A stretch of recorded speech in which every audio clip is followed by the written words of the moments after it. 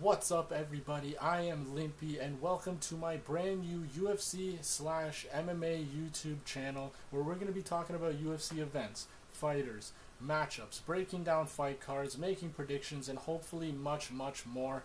I'm really excited to be starting off this YouTube channel. I watch a variety of MMA analysts that have built fantastic communities of people that get together and discuss the sport that I love, and me creating this channel is in hopes that I can also do the same. And what a better time to start off a UFC channel than during a monumental UFC pay-per-view event in UFC 300. I'm really excited to finally get this started.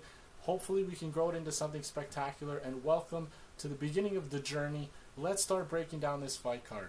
Kicking things off, we have two former champions going at it.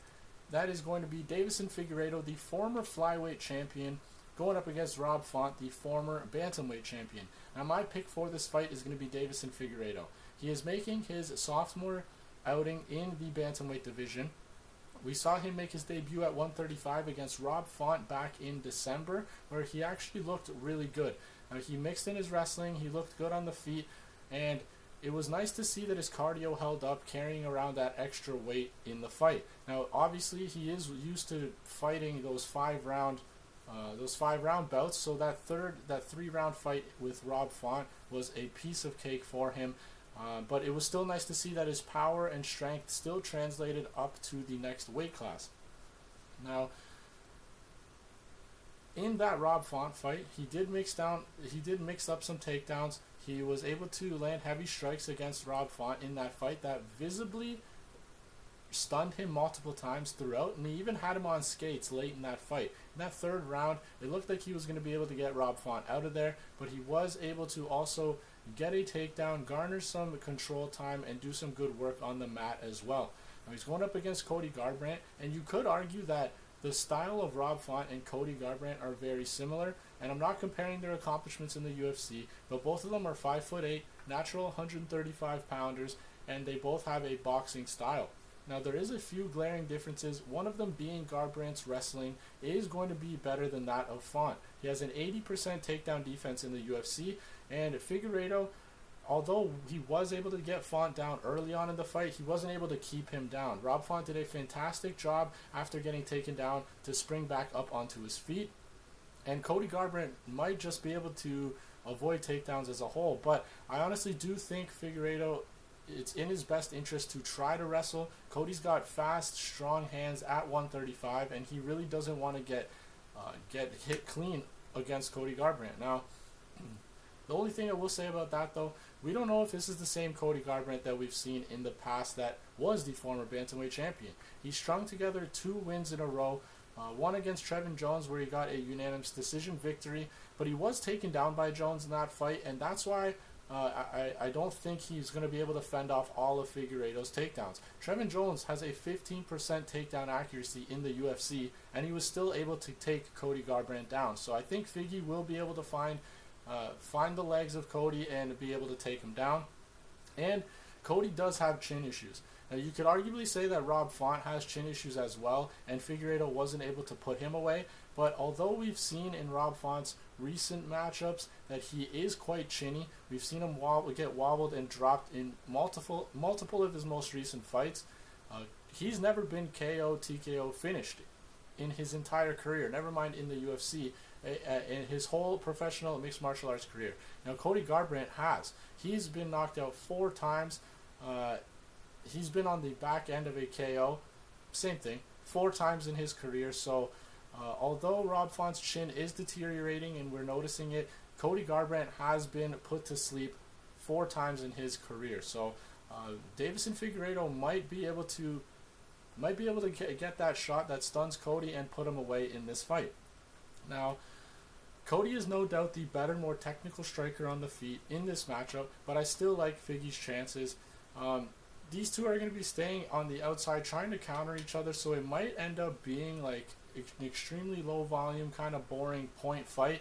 But I do like Figueiredo's chances of landing that big shot over Cody, and those are most likely going to sway the judges towards Deiveson Figueiredo. One thing I really liked about his performance against Rob Font was the way he was going in for those takedowns. I think this is going to be very successful against Cody.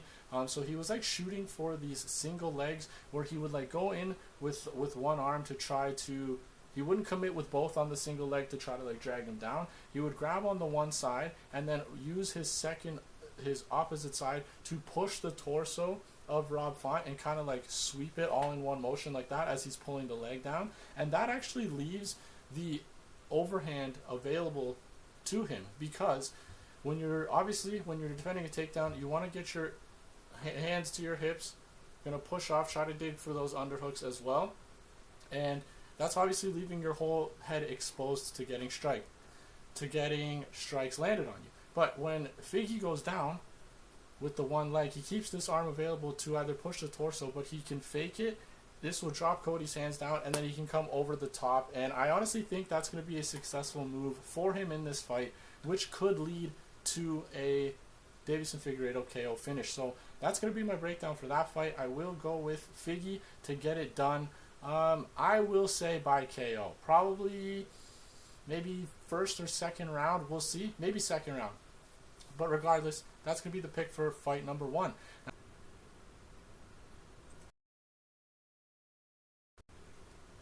Alright, so next up, we have fight number 2, and it is going to be 2 UFC vets going at it at the lightweight division. We've got Bobby Green going up against Jim Miller.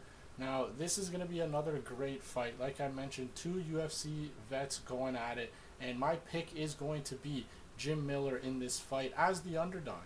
Now, Jim Miller, 40 years old, he's in the middle of a career resurgence. He's coming off of back-to-back stoppage victories and is 5-1 in his last 6 fights.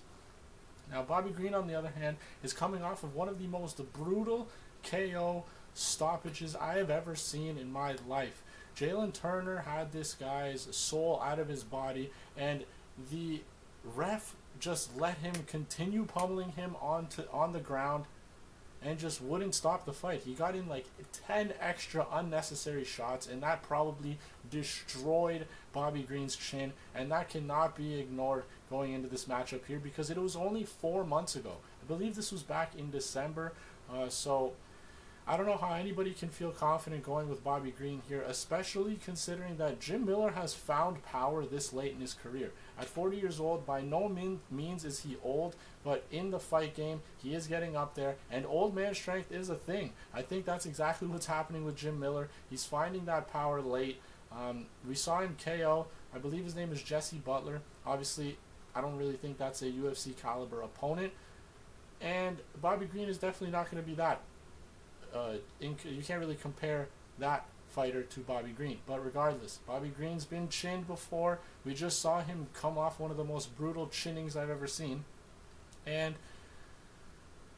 I know 40 years old is getting up there, and he's eventually going to start fighting like his age. But let's not act like Bobby Green is some spring chicken. The guy is 37 years old as well, so he's up there in age. And you could arguably say that Bobby Green has more mileage because he's been KO'd 5 times, where Jim Miller has only been KO'd twice. And I keep stressing the fact that that was one of the most crazy stoppages I've ever seen. Crazy late stoppages. He got pulverized by Jalin Turner in their last fight. I like Jim Miller here to get a milestone victory. He got to win at UFC 100, he got to win at UFC 200, and now he's going to complete the trifecta and get a win at UFC 300 against Bobby Green. Jim Miller also does a good job with leg kicks, and Bobby doesn't really address those. And Bobby's style, although very fun, but he keeps his hands down low. He does the whole bobbing and weaving thing, but it leaves him susceptible to getting tagged, and I really don't think he's going to want to get tagged by Jim Miller in this fight. I am going to go with the underdog here in Jim Miller. Let's move on. Next up, we have another former champion, and this is in the women's strawweight division. It is Jessica Andrade going up against Marina Rodriguez. My pick for this fight will be Marina Rodriguez by TKO. I'm not going to spend too much time on breaking down this fight. To me, it seems a little bit of an easy choice. I know a lot of people are on Jessica Andrade because of her last fight against Mackenzie Dern, which I actually had her beating Dern. But that was because there was just a glaring hole in the striking ability of Mackenzie Dern, and Andrade is just a different animal if you are unable to hang with her on the feet. And Marina Rodriguez can definitely do just that. She has the much more technical striking abilities in this matchup.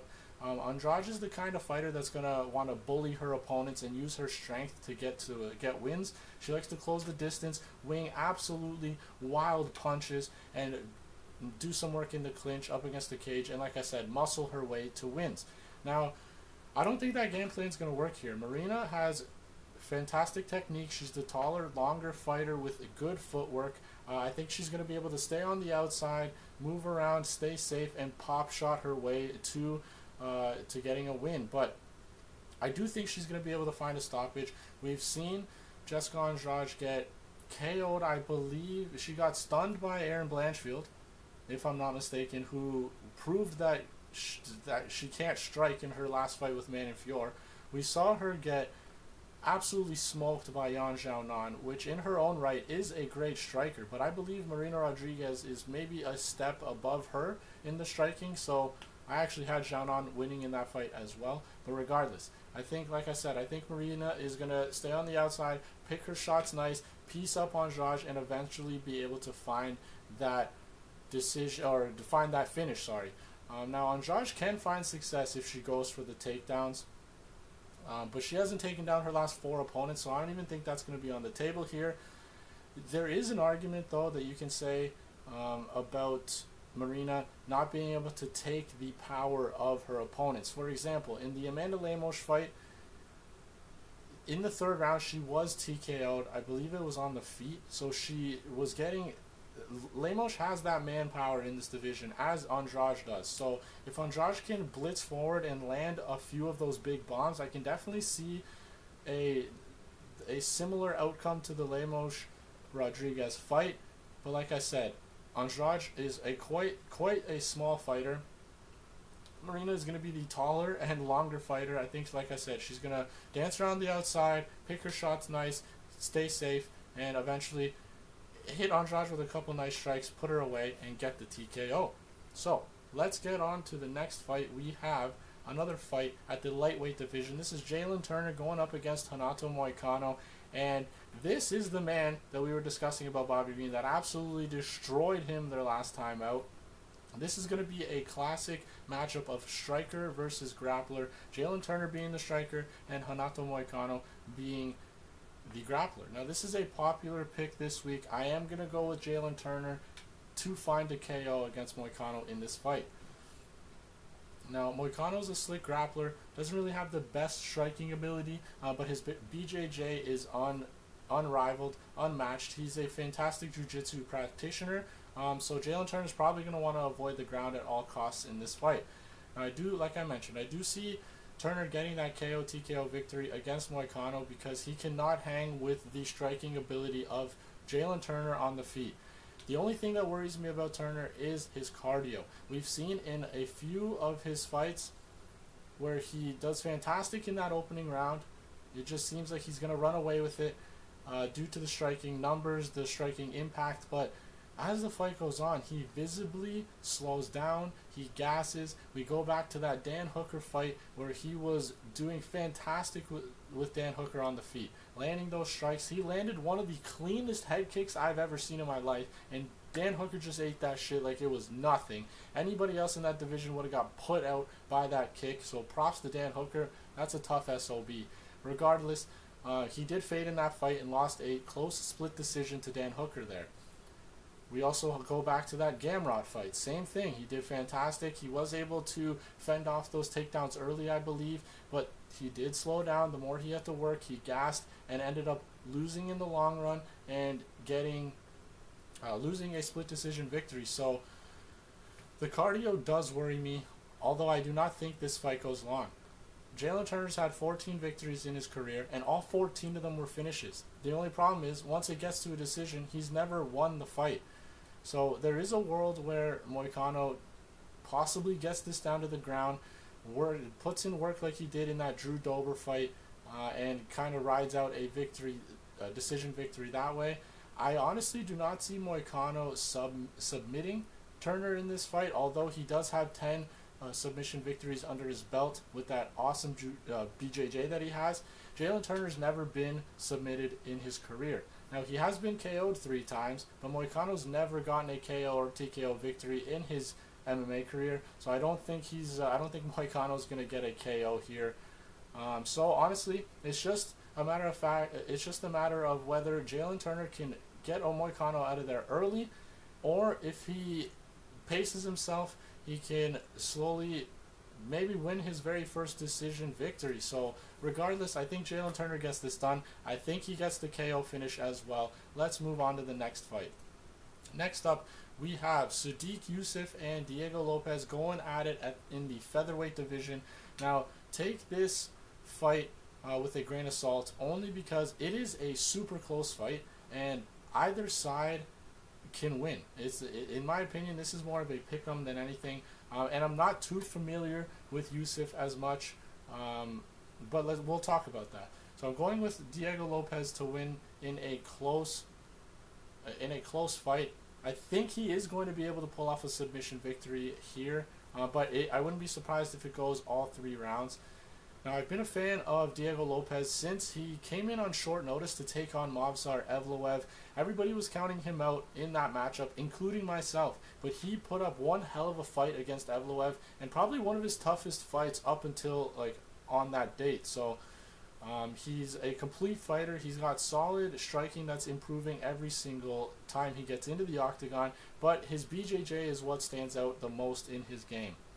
Now, with Yusuff, like I said, I'm not too familiar with him as a fighter. I have seen his previous 2 fights. One was that submission victory against Don Shainis, which I don't really rate at all. Don Shainis is not UFC caliber in my opinion, so Sodiq did exactly what he should have done in that fight, especially because Don Shainis took that fight on 5 or 6 days notice or something stupid like that. So I don't really worry about that fight too much, but his most recent fight against Barboza was a banger. He 10-8'd Barboza in that first round and basically had him out. I don't know how Barboza was able to survive that onslaught and that striking from Sodiq Yusuff in that first round, but because of him doing that, he gassed himself out and started getting beat up by Barboza throughout that 5-round fight. He ended up dropping that and got a loss in his first main event of his career in the UFC. But regardless, that first round was very, very impressive. And honestly, I don't see him gassing out here, even if he does have a huge outburst of in that first round. This is only a 3-round fight, so like I said, this is going to be a really close fight. Either fighter can win here, but what I do think will happen is Diego Lopes is a very wild guy. He's going to want to go in there. He looks for finishes, which is a fan-friendly style of fighting.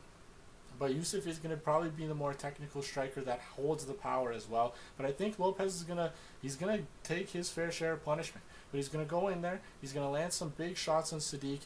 Yusuff's probably going to be surprised at the power coming from Diego. Maybe shoot for a takedown.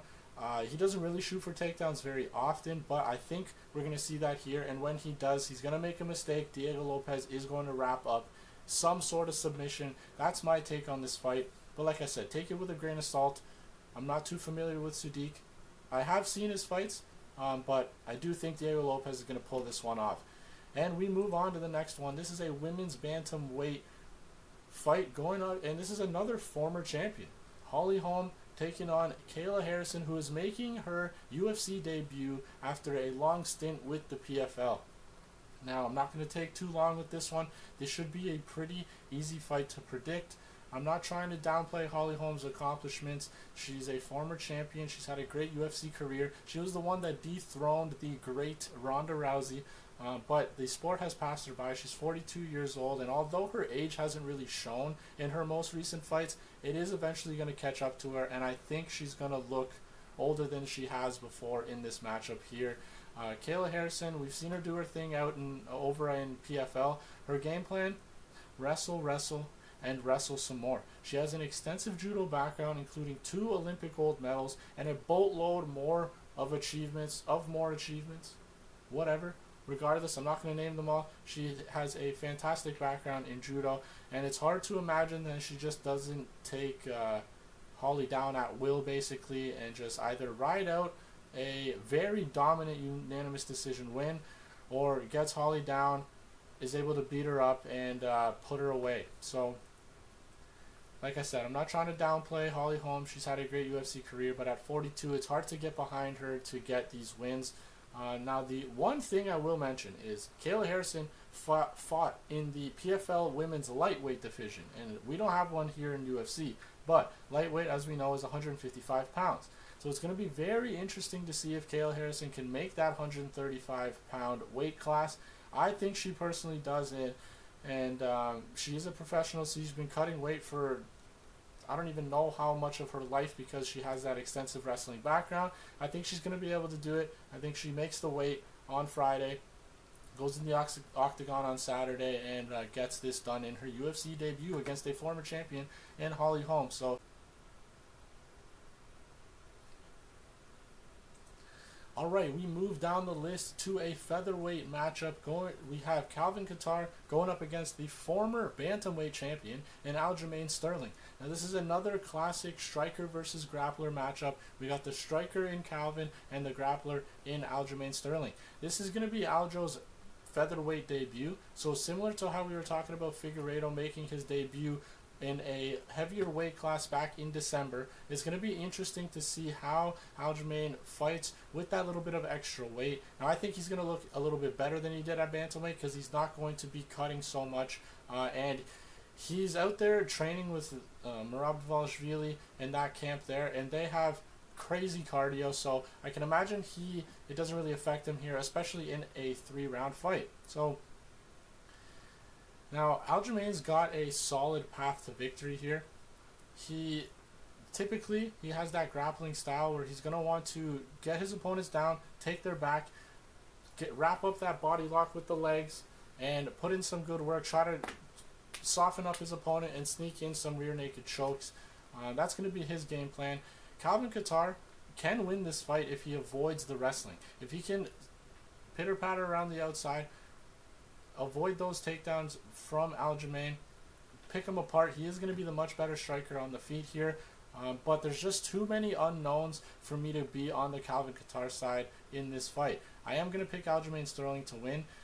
If this was 2 years ago, I may have gone the other way, but Calvin Kattar hasn't been in the octagon for a year and a half. He's coming off that brutal knee injury that he suffered against Arnold Allen, and he's now 36 years old. So there's just a lot of unknowns. We don't know how he's going to be in the cage with that ring rust. Aljamain, being a former champion, this is not like a welcome back fight for Kattar. He's getting thrown to the wolves here. He does have a path to victory, like we mentioned. If he keeps this standing, he's going to be able to find Aljamain, pick him up, hit him up, start scoring some points with the judges there. But I don't see that happening here. I think Aljamain does get this done. I see Aljamain being active with a lot of leg activity. I can see leg kicks coming from Aljo, kicks up the middle, teep kicks to the body, to the chest, softening up Calvin Kattar, and I see him obviously shooting for takedowns, whether that's double leg, single, doesn't really matter. Aljo will even clinch up if he has to and go for those trips, but ultimately I see him being quite active with his legs on the feet to try to keep a little bit of a farther distance from Kattar so that Kattar can't get his hands going, and then work his way into getting some takedowns, garnering some control time on Kattar's back on the mat. And I think ultimately I'm going to say Aljo wins a unanimous decision victory here, but I wouldn't be surprised if he is able to get onto the back, wrap up that leg lock, soften up Kattar with some strikes from around the back, and sneak in a rear naked choke. So I will be going with Aljamain Sterling in this matchup. Let's move on to the next one. This is one of the fights I am looking forward to the most, because Jiri is an absolute madman. We have Jiri Prochazka going up against Aleksandar Rakic at the light heavyweight division. I'm a fan of both of these fighters, but I will be going with Aleksandar Rakic here, and this is actually quite similar to the situation that Calvin Kattar is in. Aleksandar Rakic hasn't been in the octagon for like 2 years, coming off of a leg injury as well, and he's going up against a former champion. Now, you may say, well, if you're going to use those reasonings with the Kattar and Sterling fight and you're going with the opposite, why are you picking Rakic here against Prochazka? I'm going to explain that for you right now. Now, this is going to be a very tough one to pick, obviously. Jiri Prochazka is very live to win this fight, but so is Rakic. I'm a fan, like I said, of both these fighters. The only thing that I'm going to say is Jiri suffers with leg kicks from his opponents. Rakic does a fantastic job with chewing up his opponent's legs. So that's obviously going to be a fantastic positive on the Rakic side. But the problem is, because he's coming off of that leg injury, I don't know how confident he's going to be at throwing those leg kicks. I don't know how active he's going to be in throwing those leg kicks. So if he doesn't utilize the low kick, I think Jiri just pressures forward the entire fight, looking to land on Rakic's chin and put him away. That's what Jiri does. He's a finisher at heart. Now, so Rakic actually has no problem fighting on his back foot. He does it in most of his fights. He likes to keep that range. He's a massive dude. I think he's like 6'4", absolute massive guy. Uses his kicks mostly to keep that range as well. So yeah, he doesn't mind being on that back foot. Yuri's going to be in his face the whole time, which is going to leave counter opportunities for Aleksandar Rakic to put Jiri away. It's just I am worried about that ring rust. I'm worried about that leg injury. But ultimately, I think he can get this done. I think Jiri pushes forward this whole fight, but he's going to get frustrated that Rakic is so evasive. I think he's going to get frustrated chasing Rakic and that he can't find him. I think this should honestly stay on the feet the entire fight. Both of these guys have I believe kickboxing is their main style. Regardless, I actually wouldn't mind if Rakic started wrestling, to be honest, to avoid any power shots from Jiri, but I don't think that happens. I think this is going to be on the feet. So this was kind of a sloppy breakdown, so I do apologize for that, but ultimately I am going to go with Rakic. I don't know if he puts Jiri away. I wouldn't be surprised if he does, but I'm going to go with a Aleksandar Rakic unanimous decision victory in this matchup. Alright, next up, I think this is going to be the main card. So if you guys haven't done so already, this is the #1 video of this UFC channel. So if you guys are excited for the journey and you want to tag along, watch this channel grow, make sure you hit that subscribe button, like the video too, show a little bit of support. But let's get into the main card. Starting things off, we have Nickal going up against Cody Brundage. Now this fight does not require too much of a breakdown. We obviously know what this is. The UFC is building up their star pupil in Nickal. Cody Brundage is going to be the sacrificial lamb in this matchup here. Now, Nickal, if you don't know by now, he has fantastic wrestling credentials, multiple collegiate championships, I believe. I don't know the exact names for them, but regardless, the guy is a fantastic wrestler. And Brundage really isn't all that. To be honest, I don't really think he's very good. But I think what Bo needs to do in this fight is not let his most recent KO victory get into his head. I think he just needs to wrestle, get Cody down to the ground. We've seen much lesser opponents take Cody down and control him in the wrestling department. I think this is an easy victory if Bo just goes in, wrestles, does some damage with the strikes, sneaks into the submission, and gets out of there nice and early, unscathed. Can jump back in if he needs to. But I think this is a perfect moment for him to just get a dub, get some more notoriety in it with his name. The only thing that worries me is he was trying to prove that he can strike in his last fight against Val Woodburn, who I don't really think is that great either. I don't really think he's UFC caliber. But he was able to KO Val Woodburn in like a minute. I think it was like less than a minute, something like that, regardless. But he looked very sloppy in those striking exchanges. He was pretty wild. His chin was open. He's throwing wild strikes trying to get Val Woodburn out. And good for him, he was able to do that. But I think he's going to be playing with fire if he does that in this matchup with Cody. I think he should just come in, wrestle as quickly as possible, take him down, put in some good work, submit him, get out of there unscathed, and get the dub like the UFC wants him to. So my pick is obviously going to be Nickal. let's move on. Next up, so I said the Prochazka and Rakic fight is one of the ones that I'm looking forward to the most. This is probably the one I'm looking forward to the most. Charles do Bronx, another former champion, going up against Arman Tsarukyan, an up-and-coming savage in the lightweight division. So I know the popular pick this week is Charles Oliveira because he's such a likable guy in and outside of the octagon. How could you not want to cheer for this guy? But I'm having a tough time with deciding who to win. I try not to base my picks off of biasy. I think that's a word. I'm trying not to be biased in my picks.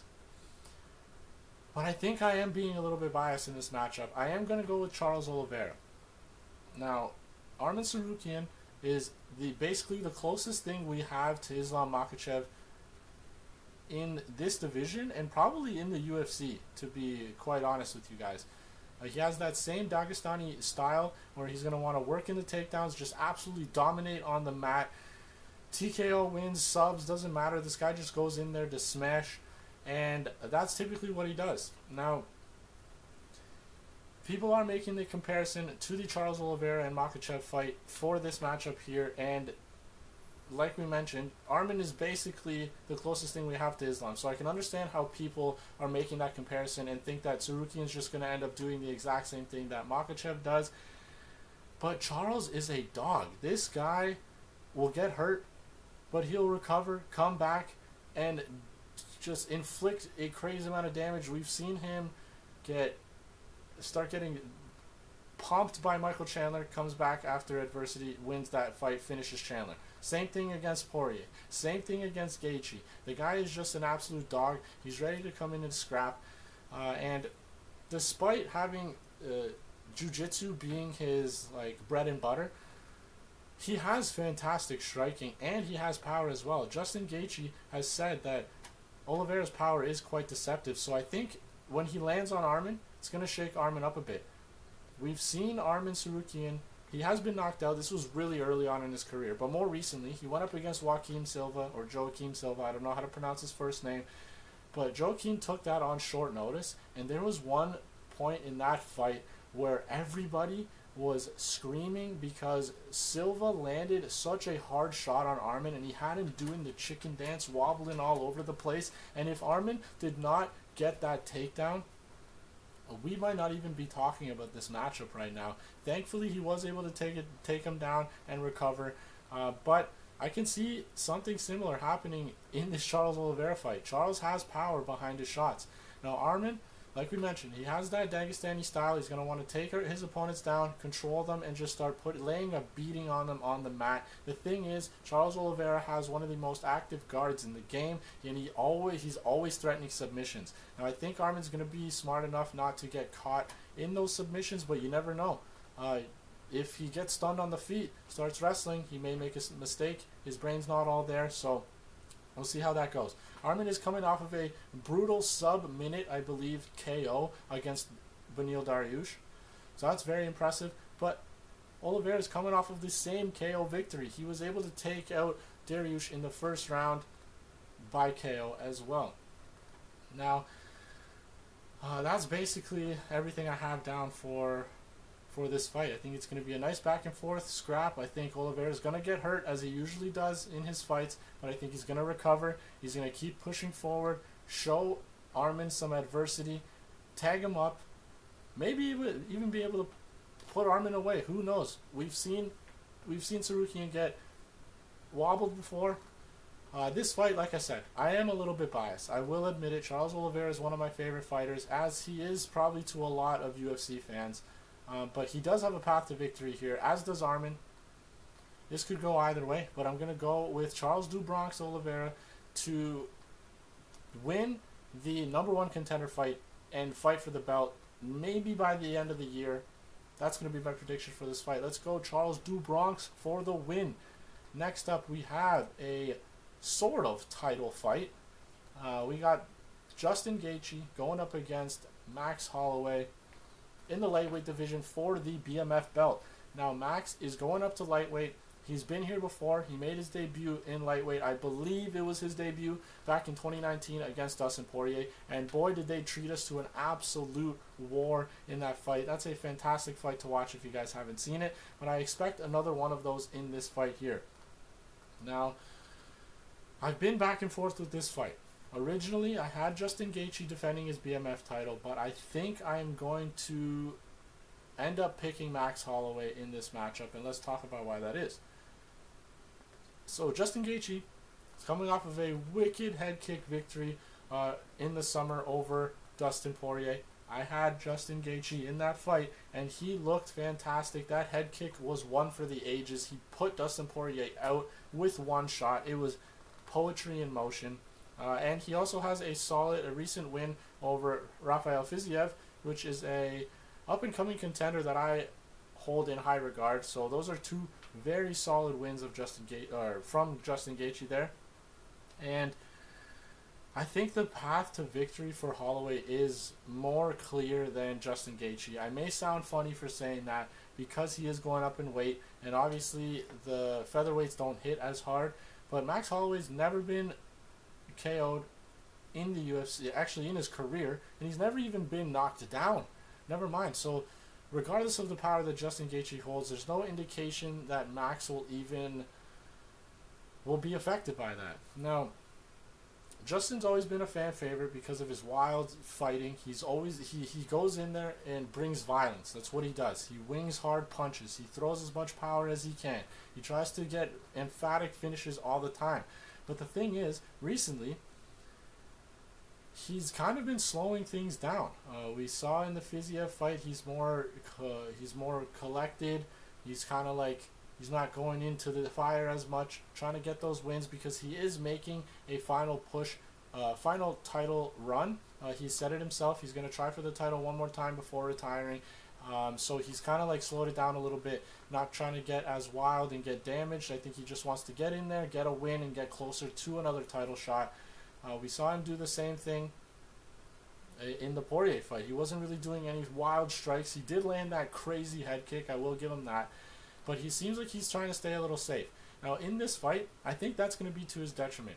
Reason being is, you are not going to out-technique Max Holloway on the feet. You're also not going to out-cardio Max Holloway on the feet. So the fact that this is a 5-round fight, if Justin Gaethje doesn't go in there with the idea of trying to put Max away early, I think as the fight goes on, Max is just going to start piecing him up, getting his combos together, out-cardioing, if that's even a word, Justin Gaethje in the 3rd, 4th, 5th rounds. I think Justin does a great job in the 1st and 2nd. It's going to be early. He's going to be landing the harder shots. He's the true 155er. Max is coming up in the weight. But like I said, ultimately, I think Justin slows down. If he tries to pace himself, like I said, you're not going to out-technique Max. You're not going to out-cardio Max. If you don't come in there trying to take his head off in the first 10 minutes of that fight, you're going to gas out regardless. Maybe not gas out, but you're going to be slower than Max in the latter half of that fight. Max is going to come alive in the 3rd, come back for more in the 4th, and he's going to absolutely be ready to dog things out in the 5th. I honestly, this could go either way as well. I could see Justin Gaethje getting the win. But like we said, there's no indication that Max will be affected by those big strikes. He's never been KO'd. He's never even been knocked down. Justin Gaethje will have the visibly harder landing shots. They will sound harder as well. Max doesn't really have one hit KO power. He's more of a volume-based finisher. Regardless, I think early on it's Justin, and then 3rd, 4th, 5th, I think Max starts to run away with it. He's going to be the fresher fighter. He's going to be landing way more. His activity is through the roof in all of his fights. So give me Max Holloway in this matchup. It is going to be a tough one, though. Could go either way. But I'm going with Max to win the BMF title. Next up, we have another title fight. This is an actual true title, though. It is the women's strawweights going at it. It's a Chinese matchup. I don't even know if we've had this. This is definitely the first time this is a title fight for a Chinese matchup. I don't even know if they've done this as a regular fight before. Maybe. Regardless. Weili Zhang is defending her belt against Yan Xiaonan, and although I'm a big fan of Yan Xiaonan, I don't think she gets it done. I think Weili retains her title. Weili is a fantastic generalist. She is competent anywhere the fight takes place. She's an absolute wrecking ball and has crazy strength for her tiny size. Now she's coming off one of the most dominant title performances we've ever seen against Amanda Lemos, where she outstruck her 163 to 24. Yes, those are the actual numbers. She also landed 6 takedowns and just absolutely mauled Lemos for 25 minutes straight. And I think she's going to show Yan that there is levels to this game. Xiaonan is going to be the more technical striker in this matchup. I just don't see it lasting very long on the feet. I think Weili's going to take her down, do the same thing she did in the Lemos fight, stay out of harm's way on the feet, find her shots, get that takedown, and just be able to take her there. Now, Yan has strung together back-to-back wins, one of them being against Dern, who we know cannot strike on the feet. She was able to take Yan Xiaonan down, and that's also not a good look. That's another reason why I think Weili's going to be able to take her down. Despite Dern doing her best work on the ground, she has terrible takedowns. So the fact she was able to take Xiaonan down is a little bit concerning. She did have that crazy KO victory over Andrade. I actually had her winning in both of those fights as well, but I just think Weili is a different animal. Now, not to keep beating the dead horse here, if that's the saying, because you guys already know Zhang is my pick. A big thing that stands out for me is one of their common opponents in Carla Esparza. Now, I know it's frowned upon to be doing MMA math, but that opponent, the fight went completely different for both fighters. Weili Zhang was able to dominate Carla Esparza and get her out of there in that second round with a submission victory. But against Xiaonan, Esparza looked amazing. She was able to take her down and absolutely destroyed her, finished her on the ground, and I honestly think she suffers the same fate here against Weili Zhang. So give me Weili Zhang to get the dub and retain her belt. And we go to the main event of the evening, one of the more exciting fights that I'm looking forward to on Saturday night. It is Alex Pereira, Poatan, going up against Jamal Hill. Now, this is the third fighter that is coming off of an injury to the lower half of his body. Jamal Hill tore his Achilles like a year and a half ago and had to vacate his belt, which I must say, I have mad respect for Jamal Hill for doing that, for not holding up the division. Big props to him, but now he's getting his deserved title shot back. There's no reason why he shouldn't just be able to fight for his belt immediately in his return. He never lost it to begin with. But he's going up against Alex Pereira here, and I will be picking Alex Pereira to retain his belt. Now, like we mentioned, Jamal Hill, like we said for Calvin Kattar and Aleksandar Rakic, we don't know how Jamal Hill is going to be when he comes back, if he's going to be 100%. He's coming off of a Achilles injury, like we mentioned. He's been out of the octagon for like a year and a quarter, I think, like a year and 3 months. So that ring rust is going to be real. And it's not like he's coming in to fight somebody to get himself back into the groove. He's coming in to fight Alex Pereira, a 2-division UFC champion, a Glory Kickboxing like multiple-time champion. This guy has a crazy amount of combat experience, kickboxing. He doesn't have as much MMA, but he's been able to defeat like 5 former champions or something like that, 6 in his like 11 total fights, something crazy like that. Regardless, I'm going to go with Alex Pereira here. I think his leg kicks are going to be phenomenal. I think they're going to chew up Jamal. I don't think he's going to be ready for those. It's going to take away the power. It's going to take away the movement of Jamal. And although Pereira is hittable, I don't think that's really going to be a factor here. We've seen Jamal Hill get some KOs in his UFC tenure. Let's look at what we have here. So we have, one second here, I have my notes and I don't want to mess anything up. So we got Jamal Hill. I think he's in for a rude awakening if he stays on the feet with Pereira. I think it's actually in his best interest to wrestle, but as far as we're hearing from the Jamal Hill side, and his coaches. He does not plan on wrestling in this fight, and I think he's going to be in for a rude awakening against a combat artist like this man, Poatan, right here. Now, let's look at his UFC resume. There's no denying that he's talented on the feet, but there's levels to this, and I think Pereira is going to expose that in this fight. UFC resume. Jamal Hill, Stoicic, I don't know how to pronounce that name. Debut victory in the UFC, unanimous decision win over someone who went 1-3 in the UFC. There's a no contest. This should honestly just be a win.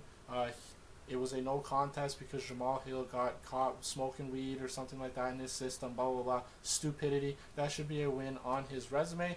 But it was over in this Abreu guy who went 1-2 in the UFC with his sole victory being against Sam Alvey. Means nothing. Next up, he TKOs a 37-year-old Ovin St. Preux. Okay? Next fight, he gets his arm broken or his elbow dislocated against Paul Craig. Then he goes on a 3-fight KO win streak, which in any regional promotion, any promotion, is impressive. I will give him that. But let's look at those fighters. One of them, Jimmy Crute, not a striker, has no chin. Johnny Walker, no chin. We've seen this guy get KO'd animatedly multiple times in his career. No chin. 38-year-old Thiago Santos, he was able to finish in the 4th round. That's fantastic. That shows you have good cardio, but it's a 38-year-old Thiago Santos. His most impressive performance was probably against Glover Teixeira, who was 43, and Teixeira still had moments in that fight, but he wasn't able to put away a 43-year-old at the end of his career. So yes, he has KO power, but unless he takes out somebody like Pereira, how can we really gauge that with the current opponent, like with the opponents on his resume? Now on the Pereira side, not including his crazy kickboxing resume, starts off his UFC debut with a crazy flying knee victory. And then he goes up against Bruno Silva, where he wins a unanimous decision. That is like an anomaly. I don't know why or how that happened, considering how bad Silva looked against Weidman a couple of weeks ago. Regardless, got that victory there. He KOs former champion Sean Strickland early. Makes it light work. Left hook, right as Sean Strickland's falling. Beautiful. He puts an end to Adesanya's middleweight reign by TKOing him in the 5th round.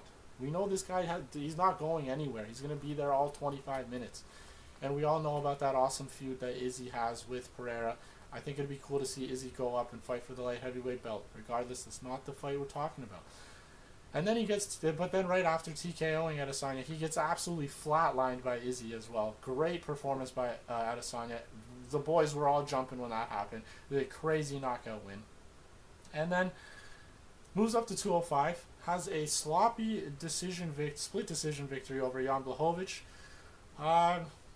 So that wasn't really a good look. But then in his most recent outing, sophomore outing in the light heavyweight division, he put Prochazka away in that 2nd round. And a lot of people are going to be like, oh, that was an early stoppage, blah, blah, blah. I honestly thought it was an early stoppage as well. But when Prochazka came out and discussed that KO stoppage, he said, was not an early stoppage. I was out. I was KO'd. So Mark Goddard did the right thing going in there and pulling them apart. So I am going to pick Alex Pereira. He's going to chew up that leg, remove the power from Jamal, remove the ability for him to, his footwork, and I think he eventually does. I think he puts Jamal Hill away. I honestly do. That left hand is just absolute money. He's going to crank him. There's just too many unknowns with Jamal. I can't back him in this fight. Thank you guys for listening to me blabber about 13 fights. Who am I? This is the very first video I've ever dropped, but I hope you guys are excited for the journey. Welcome to video number 1, and have an absolute blast watching UFC 3.